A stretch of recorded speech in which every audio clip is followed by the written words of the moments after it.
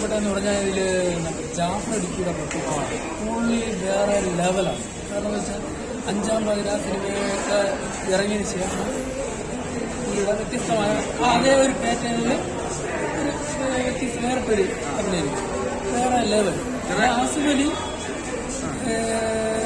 ഒരു വ്യത്യസ്ത ഇപ്പോൾ കിട്ടിയോളാണ് മാലവ സിനിമയുടെ കഴിഞ്ഞതിന് ശേഷം വേറിട്ടൊരു അഭിനയം. ഇതിന് പറയാൻ പറ്റുന്നതെന്ന് പറഞ്ഞാൽ നമ്മൾ ജിത്തു ജോസഫിന്റെ ആ ബ്രില്യൻസിനെ തന്നെയാണ് പറയുന്നത്. പൊളി എല്ലാ പ്രേക്ഷകരെല്ലാവരും കണ്ടിരിക്കേണ്ട ഒരു പടം.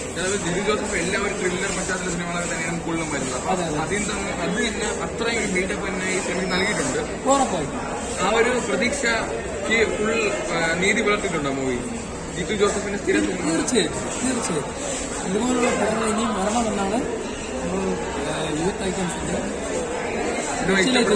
സിനിമ. മലയാള സിനിമ ഇഷ്ടപ്പെടുന്ന എല്ലാവരും ഇതേ പാറ്റേണിലുള്ള പടങ്ങൾ, ഇതേ ഇത്രയും വ്യത്യസ്തതയോടെയുള്ള സിനിമകൾ ഇറങ്ങണമെന്നാണ്. സോഷ്യലി റെലവന്റ് ഒരു കാര്യമാണ് മൂവി സംഭവിക്കുന്നത്. അതൊക്കെ നല്ല രീതിയിൽ മൂവി വന്നിട്ടുണ്ടോ? തീർച്ചയായും പിന്നെ അതിന്റെ ടെക്നിക്കലായിട്ടുള്ള ക്യാമറ വർക്ക്സ് അതെല്ലാം അതിൻ്റെതായിരിക്കും. പിന്നെ നല്ല ബ്രില്യൻസ് ചെയ്തിട്ടുണ്ട്. അതിൽ ഒരു നല്ലൊരു